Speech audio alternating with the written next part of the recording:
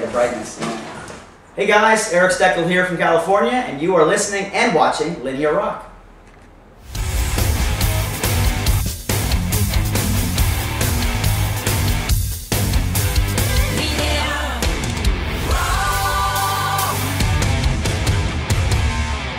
So it's Halloween. Yeah, how about that, right? And I'm here in Milan with Eric Steckel. Thanks, man, and welcome to Linear Rock. Thank you. Good to be here. And you know, it's funny because I don't think I've ever been on tour during a Halloween before. Maybe I have, but it's definitely it's a weird perspective, you know. Like I'm like, oh yeah, okay, yeah, it's Halloween. I can tell by the people on the streets. So. Right, and you're on tour, of course, in whole Europe, and sounds like I've seen, you know, on social media that the tour is going pretty good so far. Absolutely, it's a success. Yes, definitely some of the best crowds we've had all year. Really, really great. And so, yeah, the spring tour was amazing too, but in a different way. That was a longer tour. That was a 90-day tour. A lot of outside, you know, outdoor gigs and things. So it's a good club tour, this one. So you've been enjoying it, and yes. This is the first time for you in Italy. No, you've been here before. No, many times. My first time ever in Italy, I was probably 15 or 16 years old. This would have been maybe 05, 06. At the time, I was touring with an agency out of Brescia called Slang Music, and I was doing a lot of stuff like support. We did support for Robin Ford, Larry Carlton, Greg Allman, John Mayall, my former mentor as well. So yeah, so I've been coming over to Italy off and on ever since then.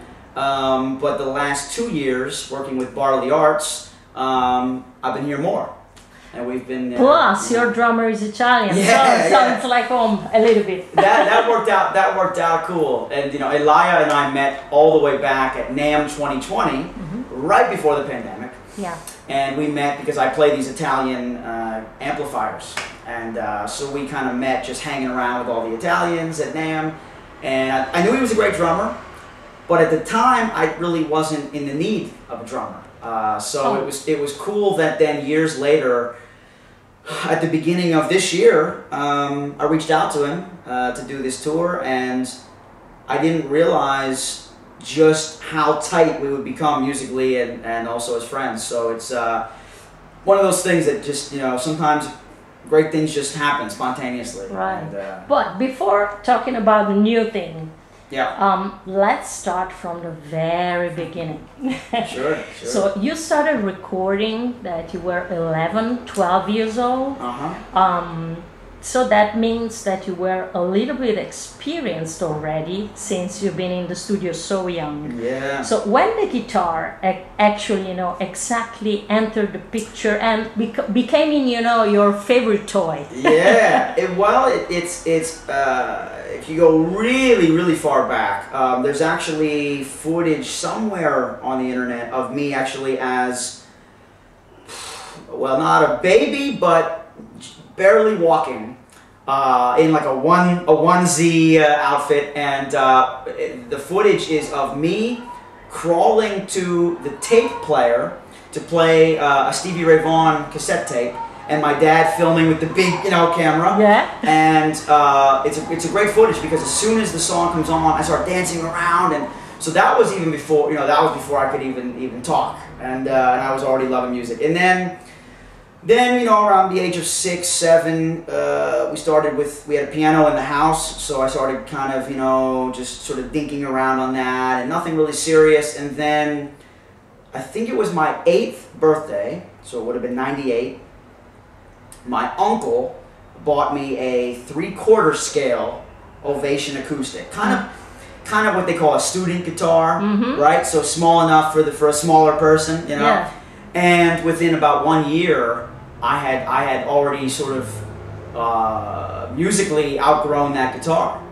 And then on my 9th birthday, that same uncle bought me a black Fender Stratocaster with a rosewood neck, and that was the guitar that carried me all the way through till I went on tour with John Mayall and got more into the bigger leagues. So everything happened really quick in those years because when you're young, you're a sponge. You just soak up everything. And so at 9 years old was when I started playing electric guitar. Yeah. And why the blues? I mean, you know, kids usually are fascinated by colorful stuff, rock and roll, you know. Yeah. But you started since the beginning with the blues. You talked about Stevie Ray Vaughan. Yeah, it's. I mean, the credit is due mostly to my mom and dad's vinyl collection. And the story that I heard years later is actually the two of them met in college because of that same collection. Oh. So my parents met in a college dorm because my mom had a copy, an original copy of the Deep Purple Machine Head vinyl. And so did my dad. And that's how they kind of met and bonded over that. And then, so it made sense that when I entered the world, these were the records that they were playing in the house. So even from the time out before I was even able to walk, these are the sounds that were in the house. So, you know, and a lot of people don't realize this, but to be honest, it was actually more classic rock records that I was hearing. The blues came next because, like a lot of people that liked rock, they were uneducated on where rock came from. So you think of like a Zeppelin fan, right? A lot of them went back and said, oh, who were the guys that influenced these guys? So my parents were the same. So I was listening to, you know, Leonard Skinner, Foghat, Creedence, Deep Purple, everything, you know, Van Halen, Clapton, Stevie Ray, Jimi Hendrix. And then as a family, we went back and did more of the research of like, where did this stuff really come from? And that was around the time that I was playing guitar. Mm-hmm. So you see, it all kind of went together. I'm like, I'm hearing classic rock, but then I'm also hearing blues, and I'm hearing that, hey, wait a minute, there's a connection here. So that's where I fell in love with the blues and the blues scale and the pentatonic scale and the sound of the blues is around those years, you know. Of course, blues is, you know, the genre that you are pretty much connected to also, you know, on the media and so on. Yeah. But seems like your music is like a mixture, you know, of stuff. And you also came up with the blues metal thing, which is very interesting. So did it come from, where and when? It was a slow evolution of my guitar playing. It was a thing that if someone were to take the time to sort of, you know, chronologically follow my career, you'll hear the influences on each album get more into the rock, more into the metal, and my playing and my tone and my right hand and everything just slowly evolved to be, because I think the goal of every musician is we all start out by copying our heroes. That we have to all, you know, nobody comes out of the womb totally original. We all copy. And then at a certain point, when you play long enough and you have enough years and you paid enough dues and you have enough miles under your belt, what happens is all those years of copying start to pay off because now you're starting to have your own ideas, your own thoughts. And it kind of, you know, it's like a big pot of stew, you know, it's all these ingredients go in there and you stir it up and you make your recipe. Right. So, you know, I've been playing now for about 25 years and it's a long time. And especially because I'm only 33, so it's a very long time, it's my whole life, right? So what happened is it just was a slow evolution of just copying less and trusting my own instincts more. And that only happens with time. Yeah. You know, you can't rush that. You know, you can't just say, I've never met anyone who says, oh, I've been playing guitar for 5 years and I already have my own totally unique sound. No. It's going to be years, miles, dues, mistakes, you know, life lessons. All this stuff goes into making the recipe that is your own sound.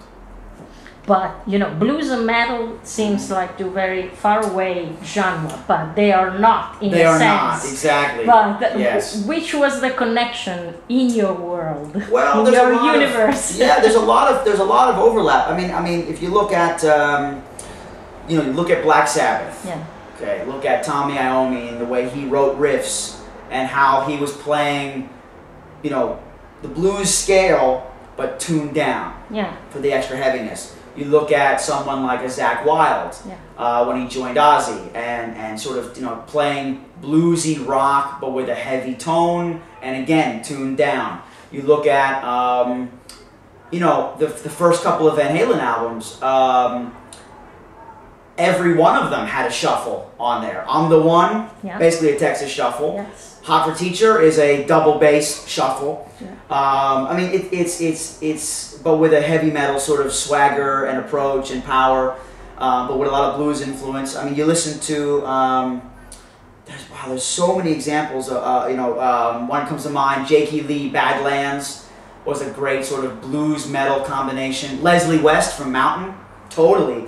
I could go on and on and on. There's so many moments in musical history where these genres have been combined. But it was you to call it blues metal. Probably, yeah. I haven't heard it before, so it was definitely, and you jumped on it. Yeah, I even got my license plate. I even have the custom California license plate, BLUZMTL. Okay. So I even drive around advertising the blues metal in the car. So it's fun. It became, and for people, it became kind of just a fun, silly, kind of like facetious way of describing what I do when people ask. You know. So you mentioned about John Mayall and the Bluesbreakers, which was like your first major gig. Is that the moment when you realized that this was your destiny, your path, you know, your career in a sense, or you just went, you know? Even before that. Actually. Okay. Yeah, I would say the John Mayall stuff definitely reaffirmed it and definitely, you know, solidified it. But the feeling inside of like, I'm meant to do this. This is what I want to do on this planet. This is what I want my contribution to this planet to be. I felt that already years before. I really did. I think. One of the things that I've learned about anybody that is in my circle that's successful, what I've discovered is they all knew what they wanted to do very early in life. That's something I've learned from you know, friends of mine who are successful in the arts. Most of them, it goes way back with them. But of course, you wanted to do it. You've got the talent, but what does it take to really make it? You know, now that you know.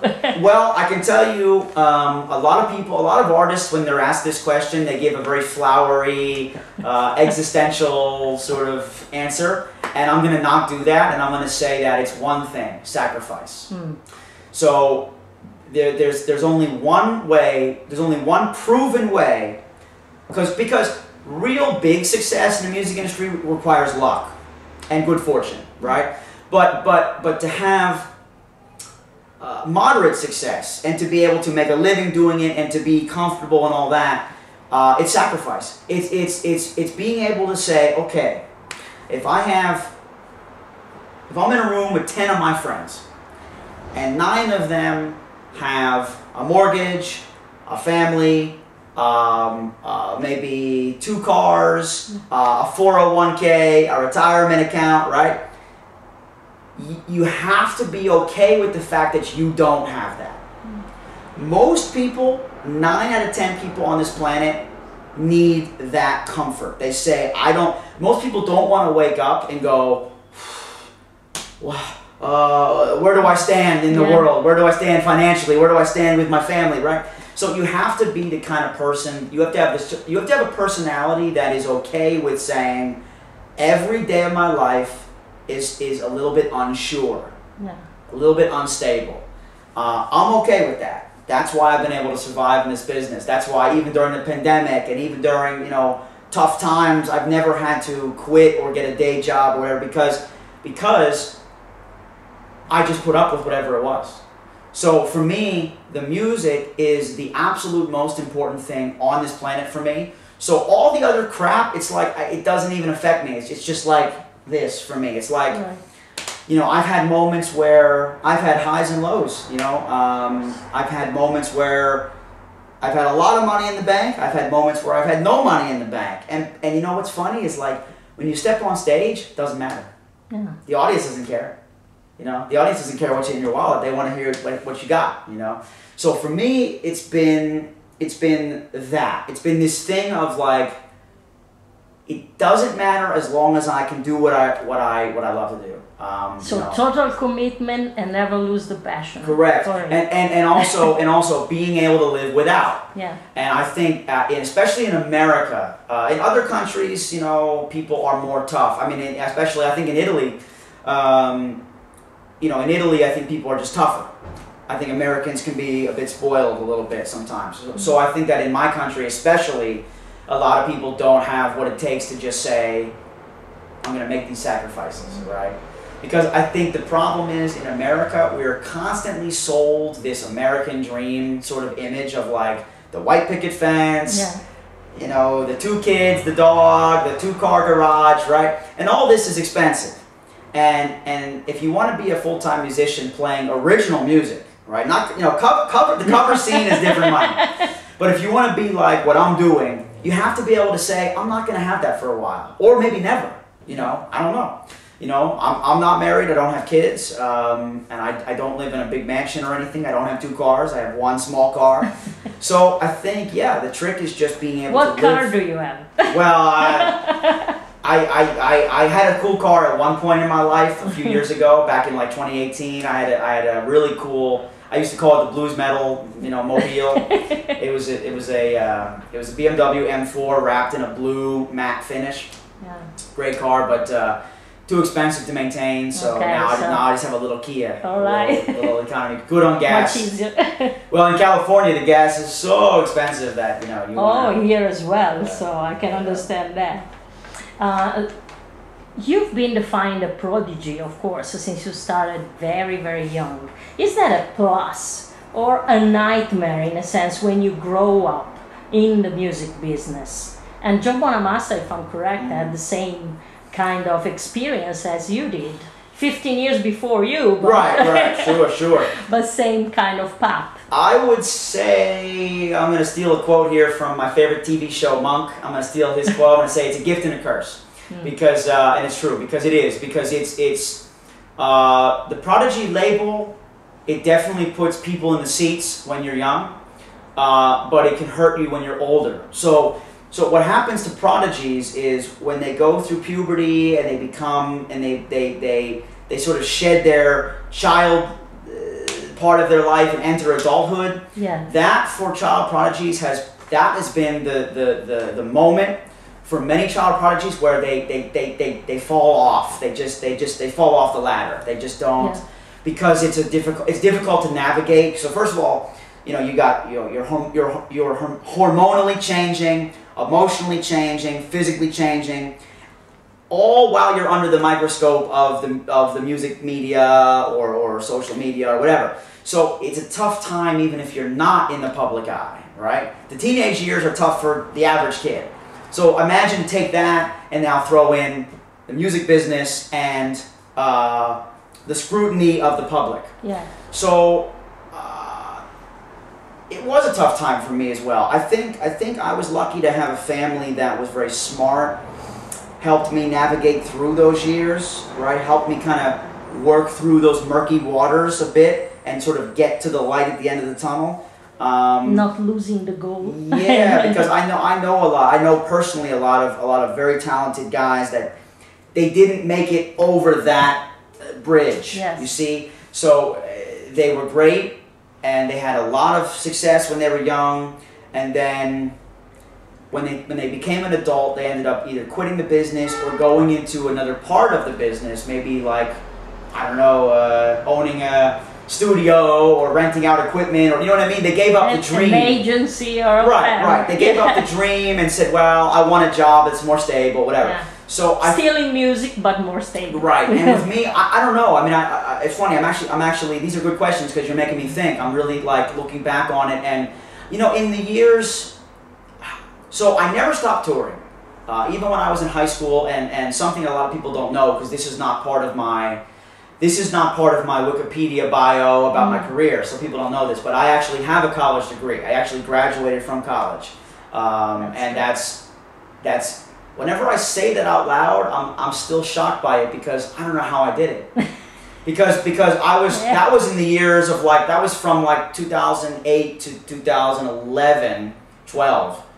And I was touring heavily then, so... So you had a teacher traveling with you? No, or what happened? no.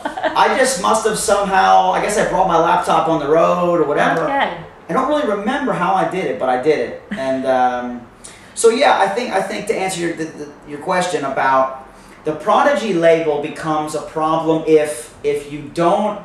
Okay, if you're a cute kid that plays pretty good for his age, you'll get an audience, which I did. But what happens is, when you turn 18, you're now competing with adults. So the standard has changed.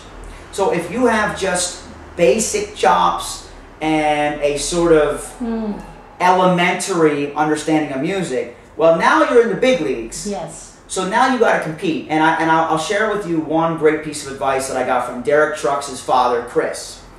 So for folks who know Derek Trucks, obviously famous Allman Brothers guitarist. Yeah. My family lived in Jacksonville, Florida for many years, which is where Derek and Susan and their family live. So I got to know the Trucks family, and Chris gave me a piece of advice and said, you know, when you turn 18, it's time to focus on more of the, the musicality of what you're doing, and less on the, oh, it's a cute young kid that plays guitar, right? So, you know, I just had people around me that gave me good advice, and luckily I was able to build the chops to be able to compete in the adult part of the the business. You know, luckily. So. And since life is not easy, never, you've been also named as one of the 10 future blues stars by Guitar Player. So being a virtuoso, a sort of guitar hero, so to speak, is a responsibility as well that can influence, you know, your path and your inspiration. And what's, you know, your extra kick, your step ahead that put you, you know, in that top 10 list? I know the answer, but I don't want it to come off sounding the wrong way. I mean, I would say the inner rage, the inner passion, the inner angst, the inner frustration is what actually gets me out of bed every day, still to this day. Because if you, oh, sorry, I know what it is. Hunger. Okay. That's the word. Thank you. Hunger. So you got to have the hunger. So if once you lose that, once it becomes just about the money or or how fancy your tour bus is or whatever, or what's in the backstage, whatever. When you lose the hunger, that's when other guys will overtake you who have the hunger. Yeah. So for me, the motivating factor that keeps me in this game and keeps me always working on my chops and always trying to be the best I can be is that hunger, is that thing of when I go on stage, I want the audience to leave my gig going like, just speak like I don't even know what just happened. Like I don't even, like I want them to be almost in shock, right, and just speechless after the gig. And that's been my goal. And a lot of guys, you would think that a lot of musicians feel this way, but a lot of them don't. So a lot of guys are more like, okay, cool, man, where's the gig tonight? All right, cool, yeah, cool. How much free beer is there going to be? And you have to be in it for the right reasons to be successful. If you're in it for the party, the free booze, hanging out with your buddies, you're not going to make it. It's not. You have to be a little bit pissed off. You have to be frustrated. You have to have the hunger. You have to have that sort of that burning thing, like underneath, like between your heart and your belly, right? You have to have that burning thing of like, I want to be great.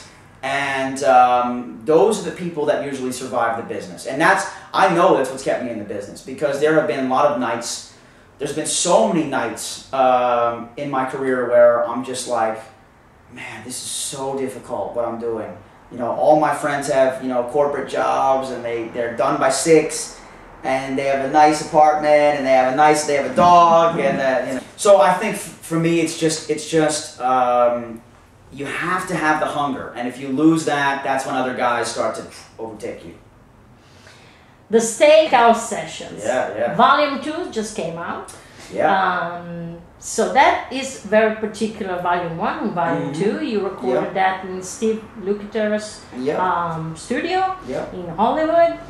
So 0 overdubs, 0 auto-tune, and 100% live. Yeah. So what's the concept behind it? And there's going to be a Volume 3 as well. Oh, we're going to keep going as long as we can with it, because people love the concept. So it started as a kind of an accidental thing.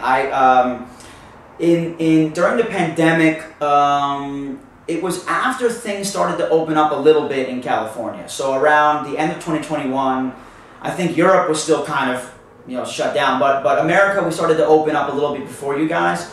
And I remember towards the end of 2021, you know, studios were back open, restaurants were back open, you know, didn't have to wear a mask or anything, right? So what I remember is, so my U.S. bass player, a guy named J.P. Cervoni, Italian guy, but you know, but an L.A. citizen, and I'm trying to remember exactly how this went. We had to go. Oh, I know what it was. George Lynch was doing a session at Steakhouse, and he wanted to try one of these Mezzabarba amps that I play. Right. And my good buddy JP, who's my bassist, is also the partner in Mezzabarba. So, and I'm endorsing that company. So it's all a family thing. So we took a ride over to Steakhouse to go drop off one of the amps. And while I was there, they gave me a tour of the studio.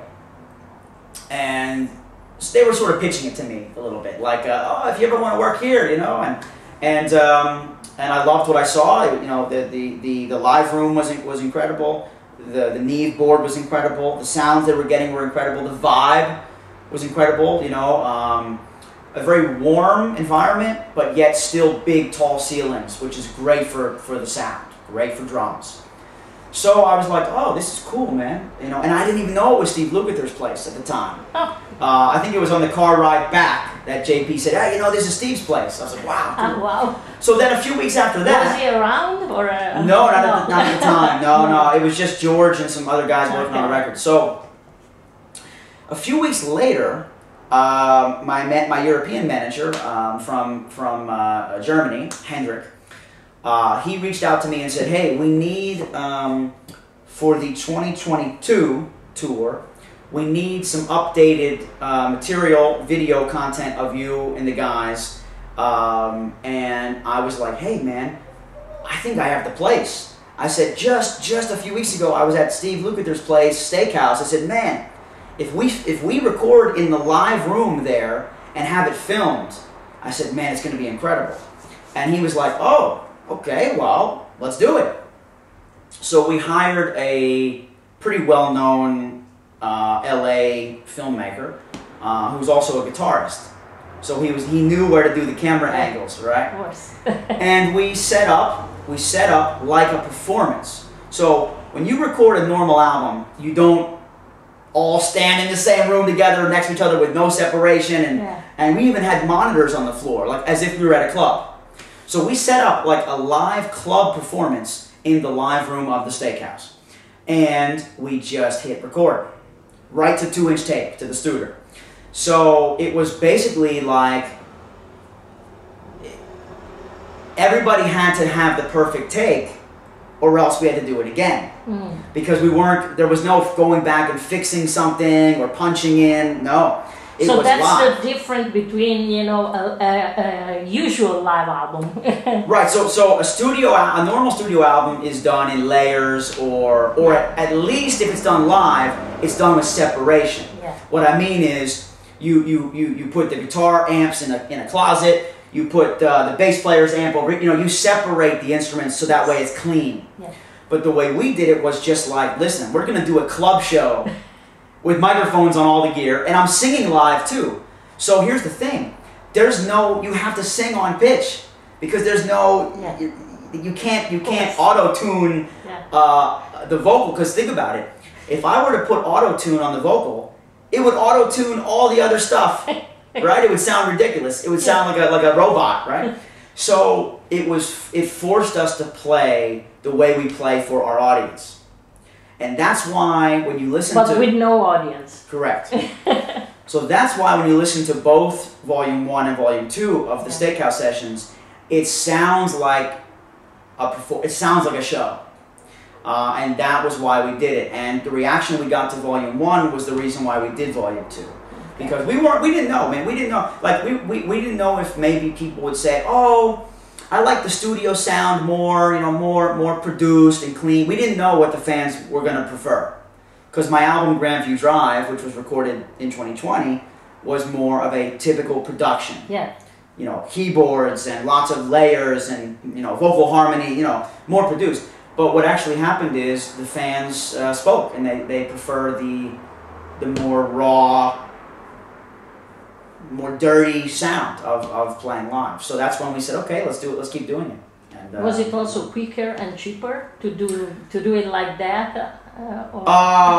Quicker, yes. Cheaper, no. Okay. Yes, because the Steakhouse is a very predominant studio, and the equipment, like for instance, the vocal mic we used was the famous Sony C800 $13,000 mic, you know, like with the separate power supply, like that studio is over the top, and so you do have to pay for that. So do you think that in the Steakhouse sessions you did combine actually the best of both worlds, you know, live and studio? That's how I feel about Volume 2. Okay. And especially. Which one do you prefer? I mean, will you keep on doing it like this? Yes. Or, yes. Okay. The formula is really enjoyable for us, the ones making it, and for the fans buying it. So we both like the formula. But I think the reason why I like Volume 2 more is because they are songs that I wrote specifically for this. So Volume 1 was songs that had been previously released, that we sort of, you know, re-energized and rearranged for a live setting. But they were older material. So Volume 2 that just came out while I was here, it's songs that are brand new to the public. And the writing is a step up. You know, in the last couple of years, I've worked with some really intelligent people that are good at writing, and I've really, because at this point in my career, trying to dazzle people with more licks and runs and things it's not. Nobody needs me to prove anymore that I'm a guitarist. That's been proven, you know. Like there's enough videos on YouTube. If you want to see chops, you can see me doing that, right?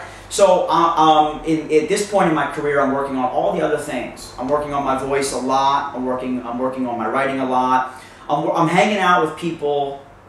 You know, so for people that wonder what do I do all day when I'm home? I'm talking with people that are pros in this kind of stuff and learning from them, you know. So just bettering myself, you know. Do you still practice a lot?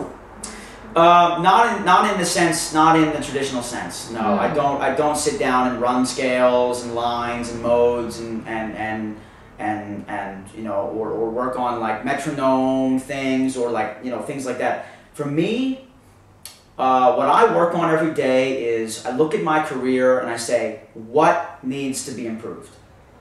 And no matter who you are, it doesn't matter if you're Sting, Elton John, like every artist till they die can do this. You know, every artist can look at their career and go, okay, this could be better, this thing. So for me, it's more of like checking off the boxes. It's more like I wake up and I go, okay, what can I do today to raise the level up of some elements in my career that still need work, you know? So to be honest, and I say this with humility, but guitar chops is the last thing on my mind these days. Okay. Because I've been doing that thing for so long, you know, and when an artist, so every artist has, you know, critics, and when I look at the critiques of my work, it's never about, you know, there's nobody on the planet that is like doubting my guitar playing. You know, it's what people are critiquing me about is you know, work on the writing, focus more on the singing. So I am actually learning from the audience. You know, I do listen to what they have to say. Some artists don't, but I do. I like to work on the things that need work. Do you compose by yourself, alone? Or, Yes. Okay. So Yes. everything is done by... Yes. Eric. Yeah, I mean, there's two kinds of writers. There's in Nashville, the writers there sometimes work in big writing teams, like big writing groups. Sometimes like literally like a boardroom, like with a big long table, and they, you know, and that works for some people. For me, the writing, it's very personal, so I like to be kind of alone. That way, if it's embarrassing or if I have to, like, you know, make mistakes and fall on my face, at least I'm not doing it in front of somebody. I'm doing it, you know, just in my room alone, you know. Do you plan it, or it's, you know, it happens wherever and whenever? Usually it's spontaneous, and then, so what I always do, I always have my phone around, like with the voice memo thing running. So if I'm at home and I get inspired, I turn this on, because that way, whatever comes out the next day with fresh ears, I can listen to it and see if I really like it, and then if I really like it, you know, work on it. Which is the strangest moment when you got, you know, an inspiration? Probably like, I'll be like in the shower. Okay. And I'll have my phone like sitting on one of the top like soap shelves, right? And I started doing that the last couple of years because I used to have great lyric ideas in the shower, and I would say, oh, I'll remember it. No. I've learned to text myself the minute the thought hits. Okay. So I bring my phone with me everywhere. You know? So I think I've learned from that is like, don't think, oh, I'll remember it in an hour. No. So that's your secret, okay? The phone. Yeah. The phone is always near. Always yes. near. Yes. Okay, so you talked about your signature gear. Why this choice, you know, became inevitable for you, you know, plus, as you said, the Italian style is now a big part of your sound with Mezzabarba, as we say it. Mezzabarba, you say? Yeah, Mezzabarba. Half beard. So, tell me more about it, you know, also the guitars and everything you use, and why you had, you know, this need of having your own stuff. Right.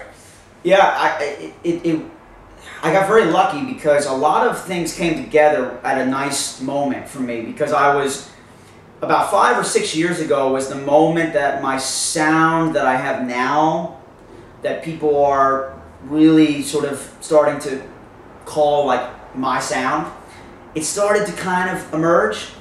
And it was right around the time that I was meeting some of these people, like from Nags Guitars, Mezzabarba Amps. So it was like a perfect dovetailing of me needing the gear to get the sound that I was in my head, and them being there to provide it, right? So it really was, I have to just give credit to the universe on this one, because the timing really worked out in my favor, because for a lot of years, my sound was an emulation of my heroes, which is fine.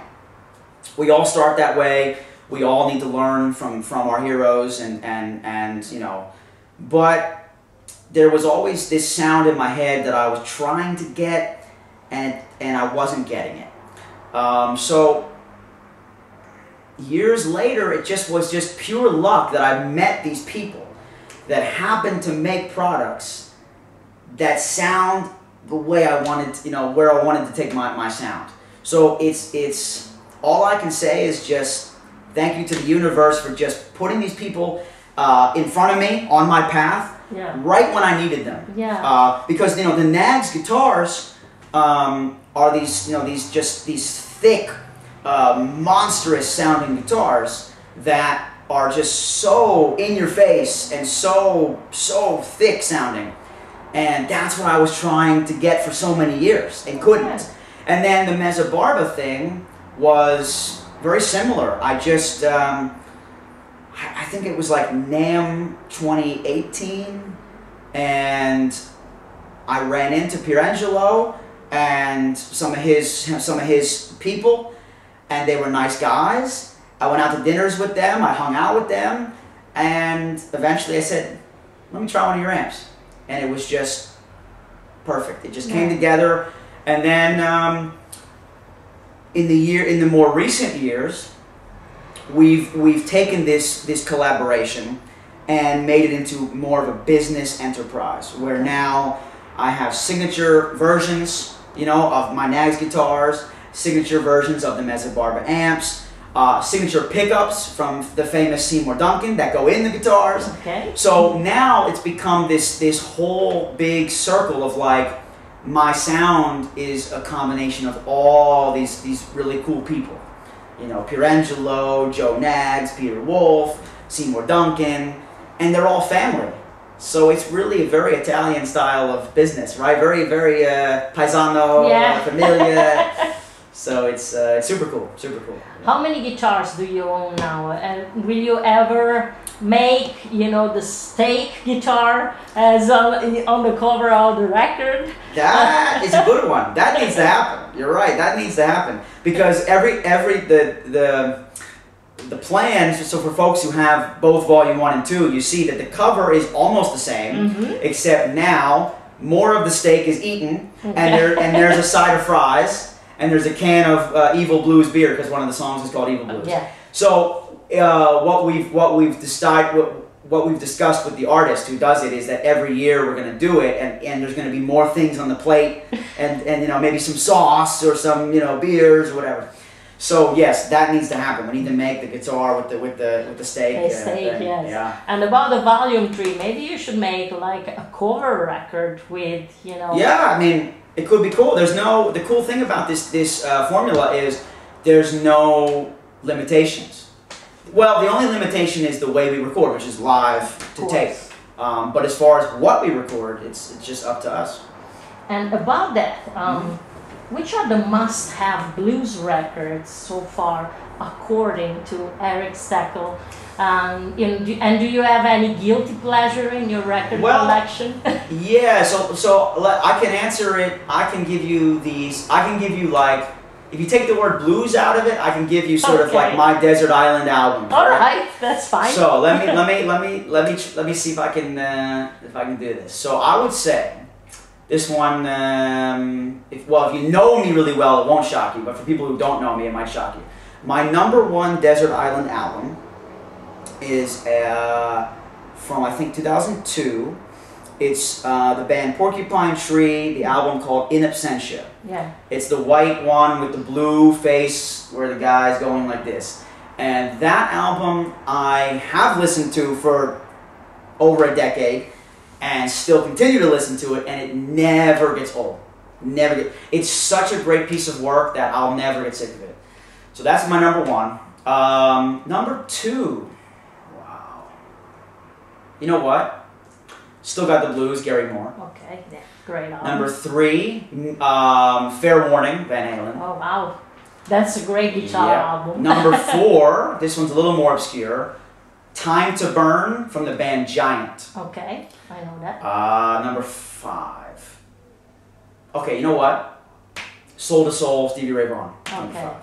So that would be those would be my 5. And as you can see, for folks who are like wondering about the blues metal thing, right there is kind of your answer, because that is actually the blues metal right there. Yeah, combination and stuff. You collaborated with a lot of artists, starting with John Mayall, then, if I'm correct, B.B. King, Ray Charles, a lot of, you know, great artists in the picture. Yeah, some of those I just opened for. Some of them so John Mayall was really like John is my mentor. Okay. Which are the best memories that you have of that period? That period was an amazing time in my life. It was basically a 2-year stretch. It was basically like 2003 to 2005, from the ages of like 12 to 15. And it all started in Sarasota, Florida, when I was hired to play the opening slot of a festival, and John was the headliner that night. And just my luck, he arrived early. He saw me and he flipped out, and he asked my father for permission and you know and to talk to all the people that were around me and do you still remember the feeling that you had, this sensation? Did you realize what was happening? You know, so when I look back, I just recently, I think it was during the pandemic, my parents my parents just retired in Florida, and they built their like forever home, like, you know, like they're done, right, like that. And in the process of moving and doing that, they found tapes, videotapes that we thought never existed or we thought were destroyed. And guess what they were? They were videotapes of those years. Okay. So what happened is, during the pandemic around 2020, I was able to extract, some of the footage was damaged, but some of it was still clean. I was able to extract almost the entire performance of me with John Mayall in Stockholm, Sweden, July 2003 at the Burns Hotel, famous Burns Hotel, which is a famous room. It's been written about in books and things. And it was recorded. And I uploaded one of those clips to my Facebook page, YouTube, Instagram, whatever, and the clip went viral. Millions and millions of hits. And the reason why I'm bringing this up is to say that those memories, you know, when I was able to see that footage again, it brought me right back to it, you know, because this was stuff I hadn't thought about in so many years, because I was a kid, you know, and your memory is not right. So when I saw little Eric, you know, up there, you know, no beard, you know, a little, you know, super, I was kind of a blonde then. My hair was light then, and you know, wearing the schoolboy clothes, and the, you know, and the guitar was super huge, and I'm playing for, you know, thousands of, you know, John is a big name, so the crowds were way bigger than I was playing, you know, in as a kid in my hometown. So when I saw those clips, it brought me back to it, and what I remember is this. I remember that I never doubted myself as a musician. So even at 12 years old, I was not nervous. Like, what I mean is, when I got onto the stage, I was nervous about the first few seconds. I was nervous about maybe what I would say on the mic. But I was never, ever doubting my ability. Because I think, I don't know, I just, like I told you earlier in the interview, I knew from an early age that this is what I'm supposed to do. This is why I'm here on the planet. So when I actually started playing the guitar in front of all those people with John Mayall, a legend, I wasn't nervous. Because here's the best way I can describe it for people who are wondering like what it's like to be a 12-year-old kid standing in front of 5,000 people in Sweden with a legend. It's like saying, okay, if you're someone who gets nervous, do you forget how to speak your own language? No. You don't forget how to speak your own language. And that's because music is my language. So that would be like saying you go to give a presentation in front of a group of people and you get so nervous that you forget how to speak English. No, that's not going to happen, right? So when I play music, that is one of I speak English, yes, but I also speak the guitar. Sure. And I'm fluent in both, right? So, which is universal. Exactly. So the best way I can describe it is, yes, I was nervous about walking out, but once the guitar was on and I was playing, I was completely relaxed. Even as a 12-year-old on stage with a legend, I was relaxed because we're just having a conversation, you know? And that's what I think people don't realize. I think people who are not in show business, I hear this a lot, you know, because my family's not in show business. So I hear this a lot of, like, people talk about, oh, stage fright, yes, right? Sure. And I think the problem is that it's a stereotype. It's something that people see in the movies or on TV. But here's the thing. If you're fluent in what you're doing, well, maybe you have it before, but not during the performance. Exactly. I know that. I'm a drummer, so Exactly. Once you're doing your thing, you're not even paying attention to what's going on. Yeah. I've even recently, like, I'll have people tell me things that are going on in the audience that I don't even know. You know, I mean, there's been things where people have passed out in the audience, people have been rushed out, people have had heart attacks, there's been fights in the kitchen, you know, whatever. You know, rock and roll stories, right? I don't know until after the gig. You know, I'm in my zone. I'm in my own bubble when I'm on stage playing. So, and that's the reason why a 12-year-old kid was able to play on stage, you know, with John Mayall. And that's what's still there of that 12-year-old kid. It's still there. It never left. You know, it's the physical, you know, embodiment and how I look has changed, and how I talk and has changed, and maybe the clothing or whatever. But no,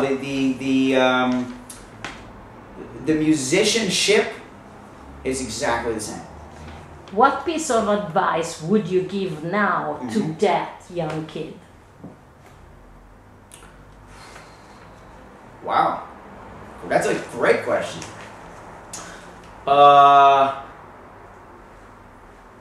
Maybe don't be in such a rush.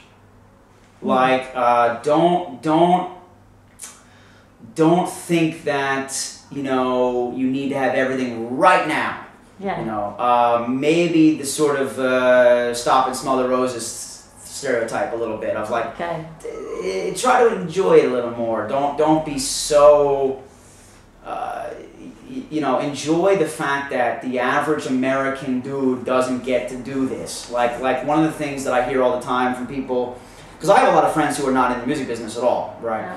And one thing that whenever I get a little bit grumpy about the music business, or I start to maybe complain about my life or my job, all the people around me who have regular jobs, they remind me, they say, hey, listen, man, you were in 21 different countries this year, and they'll tell me, like, I didn't even leave the state. You know, so the point is basically like, don't complain, dude, because what you're doing, people would kill for this. You know, like it's so I think what I would tell that young kid is like, don't be so, don't feel that if you're not, you know, playing the biggest venues at the age of 14 or something, that you don't have any time. You know, you do have time, right? Because I'm 33 now, and it's still building. You know, I still see the progress. I would tell that young guy to enjoy it the most. Yes. Try to enjoy it a little bit more. Try, and I would tell that kid to remember that the job and the opportunities that the world has given him are not normal. Because what happened to me a lot, especially when I was in high school and I was doing it, is I took it for granted. I didn't understand that it was not normal. To me, it was like, you know, just like, oh yeah, my one friend works at the mall, and I get on a plane and play shows. You know, like I didn't realize that one is normal, one is not normal. So I would tell that young kid to just, man, be grateful for the fact that what you're doing is, it's 0.1% of the world gets to do that. Yeah. You know, it's really a very slim amount of people that get to do this. Yeah, I would say just be a little more grateful for the fact that this is a super cool way to live your life. You know. And what's immediately next? It's gonna be touring. Do you plan stuff, or you prefer actually to live it day by day in a sense? Of course, you must plan stuff. Yeah, there's two layers to that. You know, yeah, there's the more sort of day-to-day, like, you know, chores and tasks and little things that my manager and I work on to grow, and then there's the more bigger existential things of like, where do we want the career to be in 2020, 30, whatever, you know. So yeah, it's a combination of like the little daily things and then the bigger things, and I think that on the bigger scale, you know, I love my heroes were always the people that had these illustrious careers, like Gary Moore, Rory Gallagher. I'm not interested in the shooting star thing, like the this is a very American thing, like the sort of the talent show thing where you win a contest, you get a record deal for a year, you're a big star for a year, and then the next year it's somebody else. And now every country in the world has their own version of that now, you know. But that was something that started in the States, and I've always been against that, because that's like saying, imagine if like all the great artists that we all admire, you know, the Led Zeppelins, Van Halens, the Beatles, the Stones, imagine if they were only given 1 year. You would never get all this amazing work. You'd get maybe one album, one hit, maybe. So I think that the problem is, I think that people want their 15 minutes. They want the quick, especially with social media. People now, they just want to go viral and get a bunch of money, and then just say, okay, cool, now I'm going to just go on vacation and I'm done. And I'm not interested in that. I want a career like Rory Gallagher, Gary Moore. I want these long careers that when you look back at it, you go, man, I did some cool work with a lot of different sounds, different people, different ways of playing, different types of writing. Gary Moore, I mean, the guy had his blues years, he had his hard rock years, he had his Thin Lizzy years, and he was great at all of it. And that's, to me, is a career that I admire. So that's what I want. I want a long and steady career, not an overnight success where the next day people hate you because they're sick of you, and they, you know, I don't want to be a sensation. Okay. So in 30 years, you imagine yourself still doing it? You'll be like 63 in 30 years from now. Yeah. So still with the guitar, still doing it? Who knows? I mean, the world changes so fast these days. Who knows what is going to happen with the business and the music and the instrument.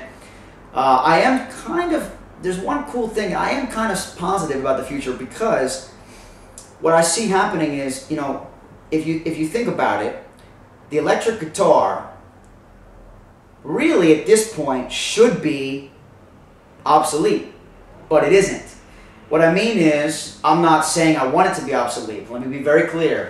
I don't want the internet people to freak out. What I mean is, if you look around at everything else in the world, so, you know, gasoline cars are starting to, you know, it's electric, you know, everything, you know, you go to a restaurant and you order on a screen, you know, everything, you know, artificial intelligence. The world is really moving fast, and the fact that the guitar, which is a piece of wood with metal strings on it, the fact that that instrument is still relevant is incredible. There's all these guitar players on Instagram and on Facebook. It's amazing. So I'm still positive, but I do know that the equipment will change. The sounds will change, and I don't want to be a dinosaur. You know, I want to keep watching what the young guys are doing, but I'm still gonna try to do my thing as long as I can. So we'll see. Thanks, Eric, for your time. It's been a pleasure talking to you, and I hope this interview will get the people to know you a little bit better. That would be fantastic. That would be great. Especially in Italy. So see you next time. Thank you. Hope it's going to be soon. Sooner than later. Yes, okay? that would be great. That would be great. Thank you guys for having me. Ciao. Ciao. Ciao, Eric.